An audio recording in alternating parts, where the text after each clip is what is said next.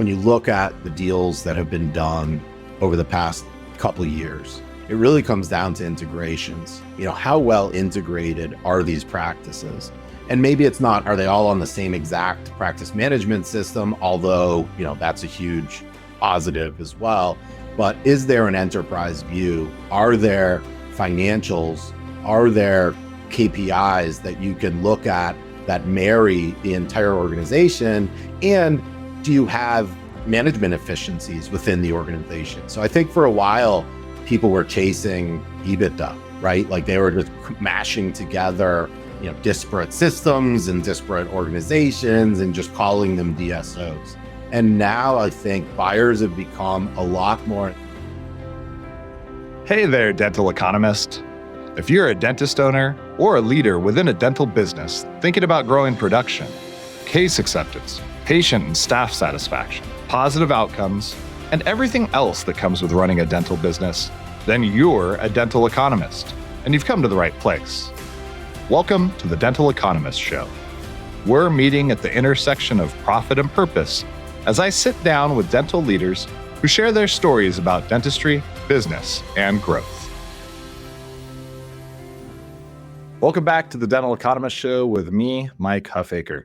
Before we get started today, I do have a request for the audience. If you enjoy listening to the show, it would be very much appreciated if you're willing to like, subscribe, or even better, leave a review. This helps expand awareness of the show so that new listeners can find it. And as always, I really do appreciate you listening. So today, I'm very, very excited to welcome Eric Pastan, a seasoned expert in the healthcare M&A space with a sharp focus on the dental industry, a former DSO owner who scaled a group from 1 to 45 locations. Eric is now a director at Skytale Group, where he has guided numerous multi-location dental groups and DSOs through complex transactions, helping them scale, grow, and successfully navigate partnerships. Eric, it's really fantastic to have you on the show today. How are you doing? I'm doing great, Mike, and I really appreciate you guys having me. I've heard, nothing but great things and have always been watching the podcast, so it's kind of surreal to actually be on it.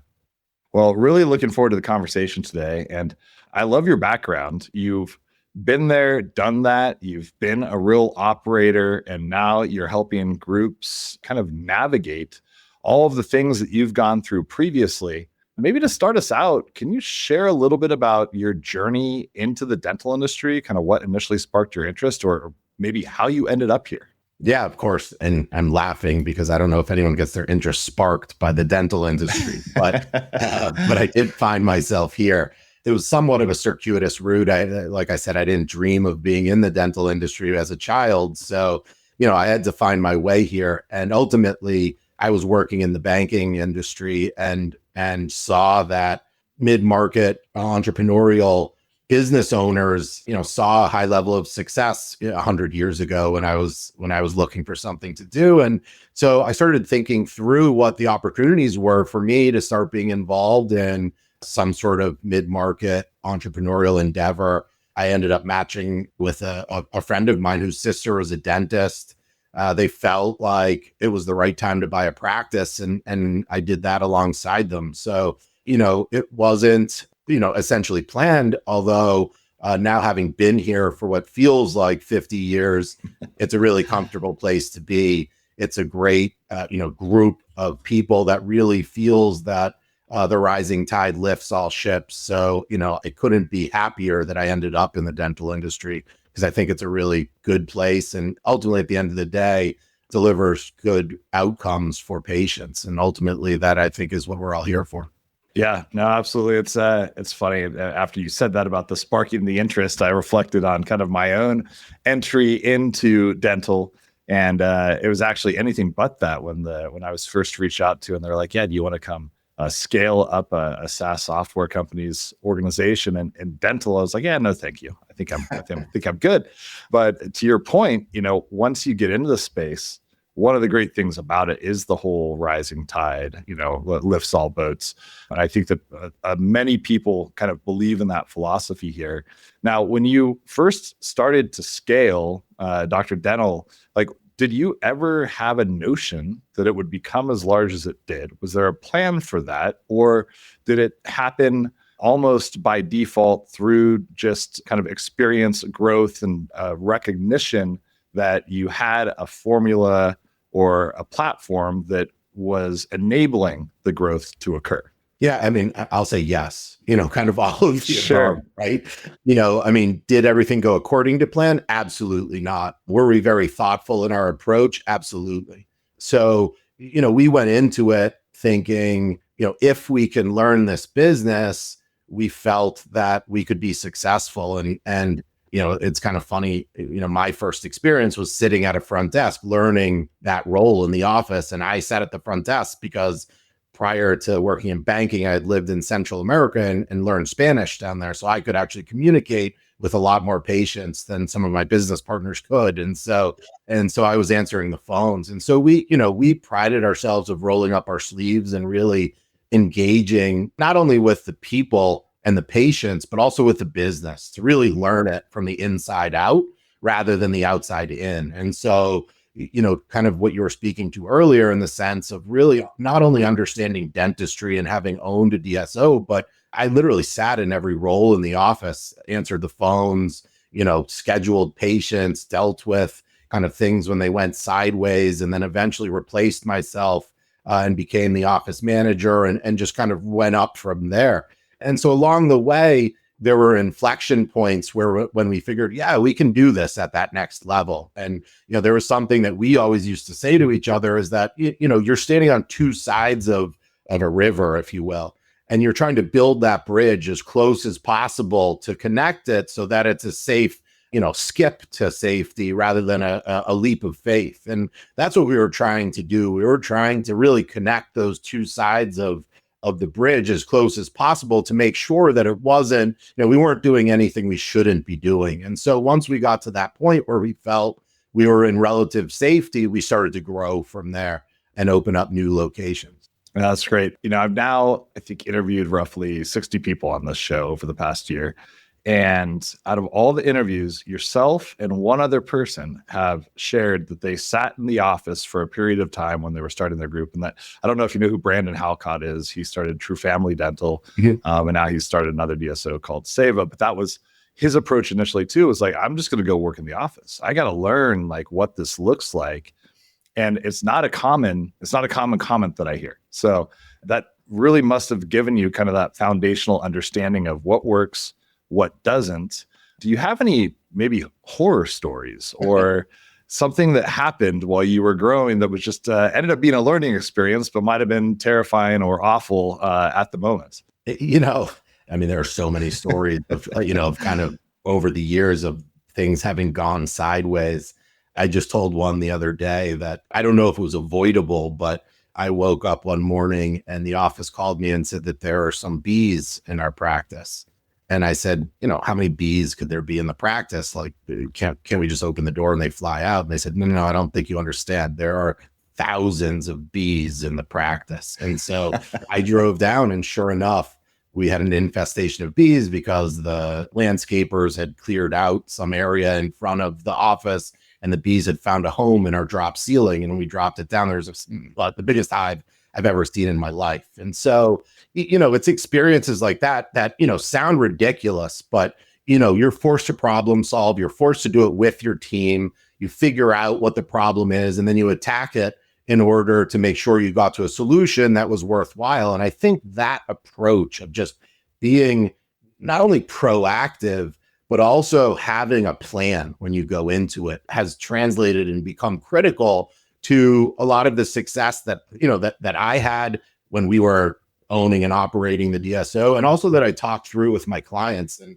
it certainly helps now that I'm an advisor or consultant or however you want to frame it, having worn those shoes before and being able to talk to them about not only does this sound like a reasonable solution, but like I had bees too, right? Like, right. That's how we approached it. And this was successful. Got it. That worked, And so again, not necessarily the bees, but it's a really good example of a lot of the scenarios that we talked through and viable approaches to solving them or coming to some understanding of them so that we can move forward. And a lot of the DSO space is just kind of meeting those challenges in the face, figuring out how to overcome them, or by avoiding them by planning properly. And I think when you talk about success at a larger scale, to me, it becomes, okay, how do we plan properly so there can be as few of these B experiences, when you apply that to finance or operations,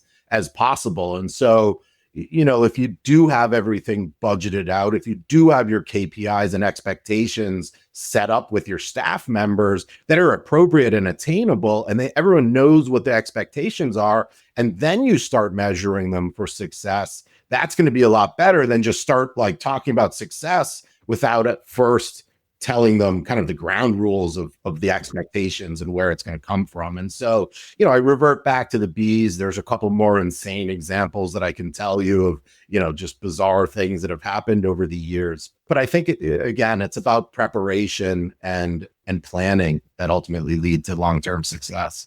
Yeah, I want to get into kind of the KPIs and expectation setting in just a minute here. You eventually sold the business to private equity, right? Can you share about that process, if there were any surprises that occurred during that, and what your kind of strategic approach to that exit was when you think about the different options related to maybe a strategic affiliation with another DSO versus bringing in private equity, and how you came to the conclusion to follow the path that you did? Yeah, I feel like, when we did it, the term DSO was such a new term to dentistry, and the idea of EBITDA and profitability was something that, no one really was talking about back then, unless you were going through a transaction. So I think my world quickly unfolded to start to understand, we were intimate with our P&L, and our managers were really intimate in understanding the P&L. So they understood the difference between driving revenue and driving profitability. But when we started to look at the transaction, what we realized is that, there were multiple areas that we hadn't probably focused enough on to leverage, positive profitability and ultimately more enterprise value from in a transaction. So I tell our clients all the time, had we had an organization like Skytale or some of the other groups that exist out there to help us focus on that stuff, 12 to 24 months in advance, we probably would have come out a little bit better on the other side.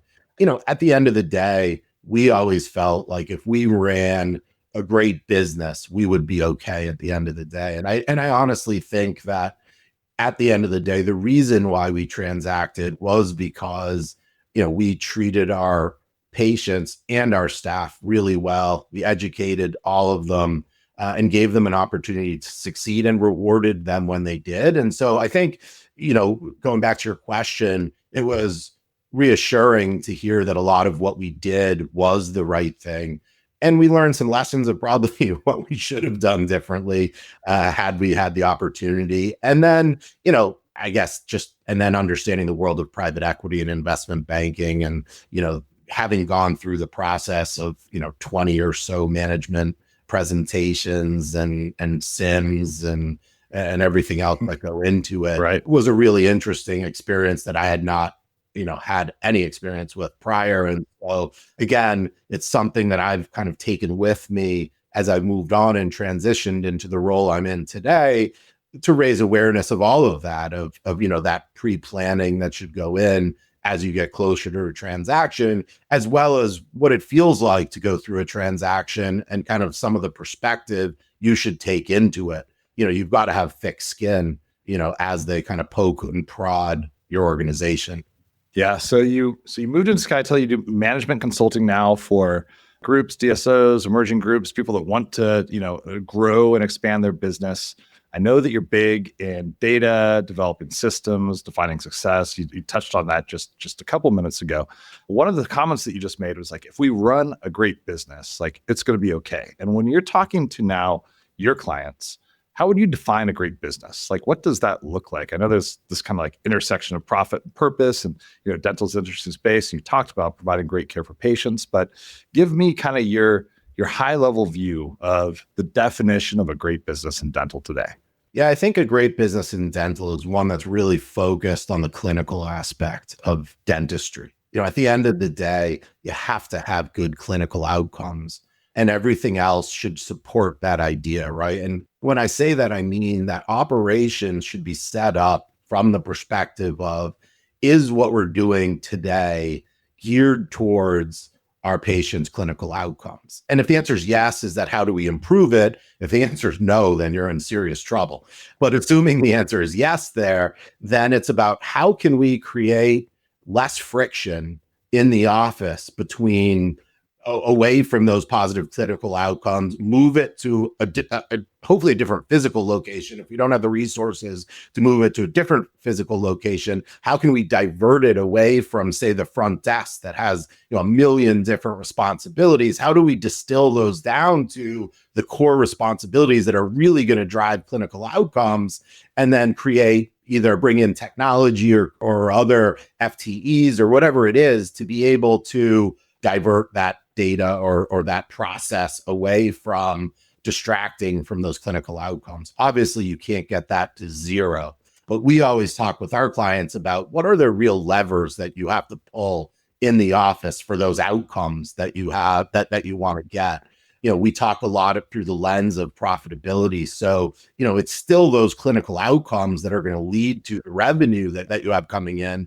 The more time that you afford your people in the chair or having conversations with the patient is going to lead to higher acceptance rates. That's going to lead to better clinical outcomes and better conversations. So the ethos of an organization has to be treating the patient with the utmost care. And then everything else kind of has to function in underneath that you align everything in a way that your systems, and when I say systems, that's a term that I, harp on with my multi-location clients, because there should be systems in place, because part of that service delivery is dependent on an understanding throughout the organization, so that you can be in one location, go to the next, and there are systems in place that you can follow to understand, hey, listen, this is where our challenge lies because we're following the system, and this is where the bottleneck is, or this is where we need help. And it's different in each office. So to have those systems in place, you're going to be able to identify them quicker. And what I like to say is fail faster. It's okay to make mistakes. And, I won't say for the dentist, but Sure. On the business side of things, I think it's okay to make a mistake. That it comes down to recognizing that as quickly as possible and fixing it. And part of that recognition is identified because you have a budgeted plan or systems in place or a technology that's indicating that, we have to pay attention to something over here because we're not getting the result we had thought we were going to get. Let's dive into that a little bit more. So I'll take a step back here and frame this as, let's say you're a doctor-owned group, 5 locations with a desire to grow and scale, and they come to you and you're looking at the business overall.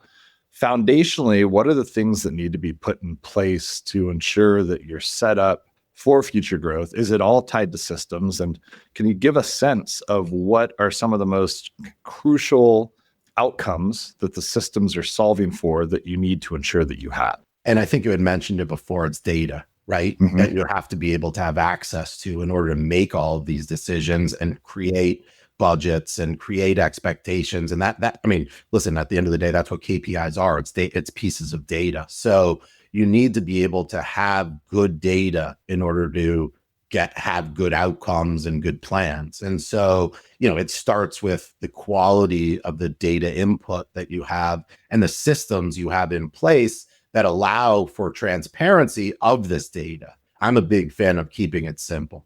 I don't like people have to do like advanced algorithmic math in order to figure out revenue or profitability or anything like that. So, the systems that spit that out automatically, to me, are the ones that are going to give you the best results.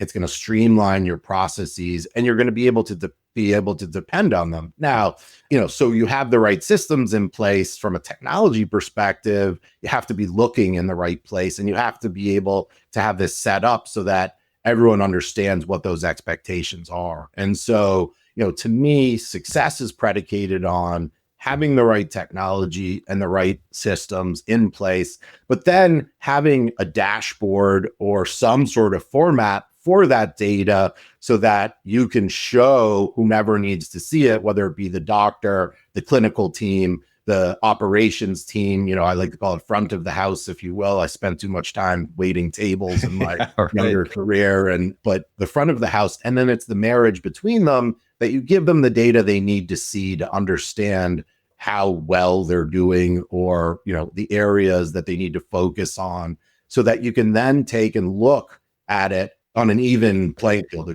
and be able to compare. I think you mentioned 5 offices, right? And so then you can take a global look at this. And I like enterprise type software so that you can have the drop down, look at it from a consolidated perspective, look at it from an individual office perspective, and then identify the offices that are really good in some areas and the offices that are struggling. And if you can match them together with an office that's really excelling in a certain area with an office that might be struggling, and leave it to them to kind of figure out some of these solutions. As a leader, you're doing your job by empowering them to make change. And that's where I think that a lot of that success lies, is that, if you have 5 offices, hopefully you have some leadership underneath you that allows them to find this success kind of independently. Now, you mentioned keeping it simple. And I love that concept. And I think it often is harder for people to do than you would think, and especially when it's related to data and analytics. So there's a proliferation of data and analytics solutions in the marketplace today. Lots of different technologies, lots of different providers that do different things. Can you have too much? And can you start drowning in all of the metrics without actually making any data-driven decisions that are helpful for your practice? And how do you keep it simple? Yeah, I mean, I think there is definitely analysis paralysis, right? So, for some people that just can't get away from the data, I do think that you need to trust, either yourself or some of the people that you choose to surround yourself with in order to make decisions. And, listen, I congratulate a lot of the owners that come to us and realize that, hey, listen, having an outside lens to look through this with, whoever it might be in the marketplace can be a helpful resource, because a lot of the entrepreneurial kind of that middle market DSO owners are the dentists themselves, that they've never taken a course in the business of dentistry or business itself. And so, I think that can be intimidating on a large scale. When you have 1 or 2 offices, maybe less so. When you start to get into 5 offices, you're talking about some major decisions that can, cause either a serious interruption in cash flow or a large investment for the organization. And so to be able to think through that and make the right decision, I think it makes sense to leverage outside resources or someone or something that you trust. There are plenty of kind of groups out there that discuss this. We're not reinventing the wheel these days. So there's someone out there that I'm sure you can use as a resource. But, I think, to answer kind of the second part of your question, too much technology can be a bad thing. It can be overwhelming. And one of the downfalls to me, I think, with too much technology is that a lot of times it's kind of put in place and then you just move away from it. And so, if you have too much technology, it takes away from the impact, or at least the transition that you can do to implement it. It's like a lot of times I hear kind of the tech people that I know say, adopting the technology is where it starts. It's the implementation of it, and then creating that resource that you can rely on, day in and day out, that takes, 3 to 6 months of repeated concentration. That's when it's going to start to take hold. So if you have too much technology that you're not leveraging it in the right way, then I would argue that, you're kind of wasting your money, or at least you should take a serious look at if it's doing what you had hoped that it would do. Yeah, there's a lot of monthly checks being written for solutions that are not being adopted across organizations in a consistent manner. That's for sure. You mentioned P&L earlier, and you said, something along the lines of being intimately familiar with the P&L or always keeping it front and center. Talk about that. How do you coach that in your clients? What are the important things to be looking at? Is this something that is general and observant to you, moving you to the fact that finance can be like a thorough image for people? And just kind of share a little bit the importance of that in your person. Sure. I think first off, not everyone understands, what a P&L is. A lot of times, we have clients and I just came back from a few meetings, I'm up here in Boston, Yankee Dental was the other day, and walking around, you can see that there's just a lot of confusion of what data needs to be focused on.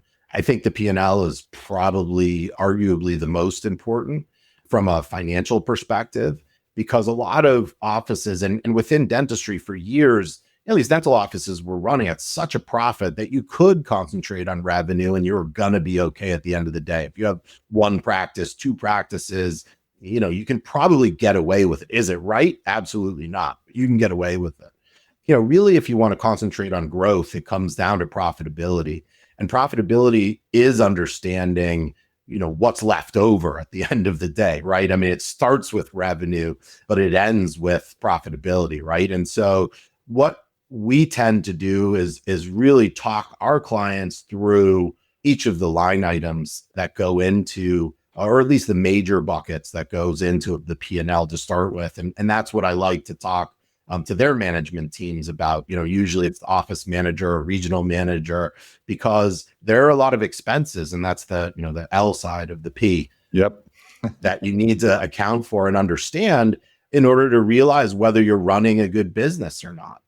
All the revenue in the world, if you're taking in $2 and spending $5, you're not making money. And so it's really about, how do we understand what is reasonable within a dental office P&L? So what are the buckets? What are kind of the national averages when you look at certain parts of those major buckets? The big ones, employee expense, right? Your number one expense. And so, how much does it cost really to employ everyone in your organization?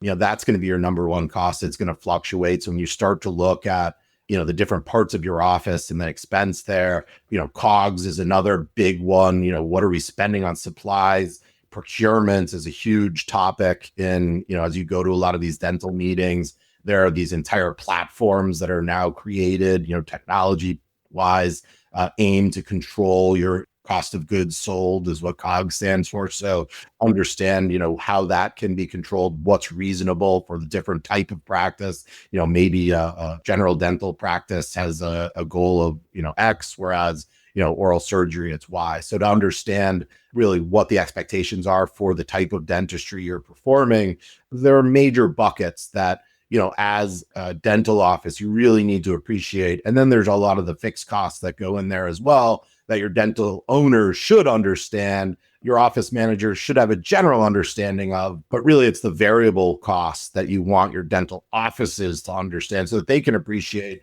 what does it cost to operate this business? And that's where ownership really starts to take hold. It's like, and I equate it to, you don't just look at your paycheck when you do the budget for your family. You look at all the expenses, rent or mortgages, groceries, and everything like that. It's the same concept in this dental office. So at the end of the day, it's what's left over, and that's profit. So I think different organizations handle it differently and look at it. But to me, it's the critical piece of understanding that you need to look at if you want to grow and scale your organization. And it's really what buyers are looking for at the end of the day when they're valuing your practice is, EBITDA or profitability. Get a good accountant if it's early stage, and make sure you have a good CFO if you're a later stage or a larger organization. Absolutely. To ensure that you're staying on top of all that.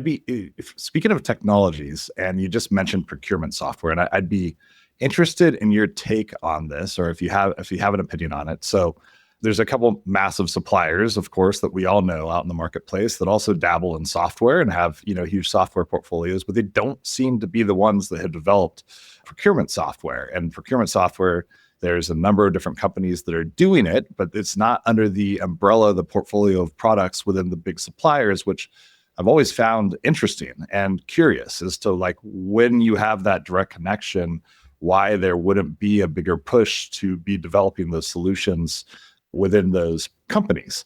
And so I'm just wondering if you have a take or a perspective on that you'd be willing to share.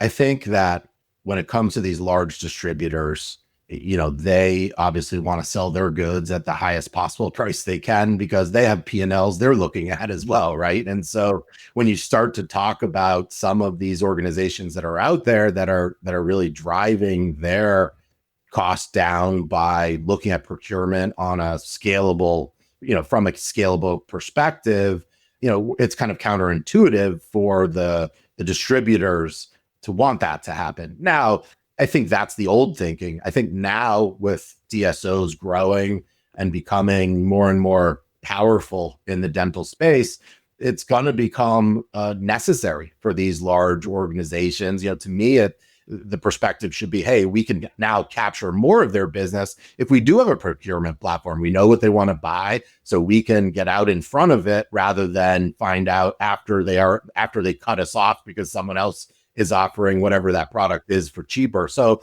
I think that paradigm is starting to change. Whether they're willing to invest, or buy one of these procurement companies to be able to do it themselves, I haven't heard of, their interest in that yet. But it makes sense to me. I think we've seen it in other, in kind of the medical space and some of the other spaces that exist. What would you say are some of the force multipliers that really accelerate the value that's being driven within a DSO? What are things that people should look at separate and apart from the data and the P&L that are, I don't know, like the kitchen remodel, if you will? I think when you look at the deals that have been done over the past couple of years, it really comes down to integrations. How well integrated are these practices? And maybe it's not, are they all on the same exact practice management system? Although, that's a huge positive as well.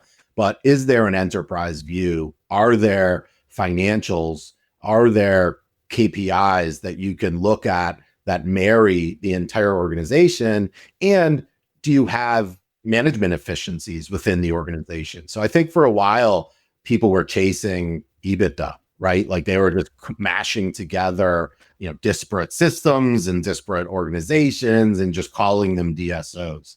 And now I think buyers have become a lot more intelligent about what it takes to grow and scale a larger organization. And, there has been a lot of interruption to that because it's required massive amounts of investment on the integration side. So, when I talk to our clients, when they say, hey, what do we need to look like to be able to sell? And, I give my company line of, you need to be a beautiful business that has a plan on how you're going to grow the day after the transaction, not up until the transaction, because you're going to sign, a 5-year employment agreement on continuing to grow this organization, whether it be a financial buyer or a platform buyer. That still has to be your plan. There has to be meat on the bone for your acquirer to create ultimately, a larger organization. And so, that comes with a well thought out plan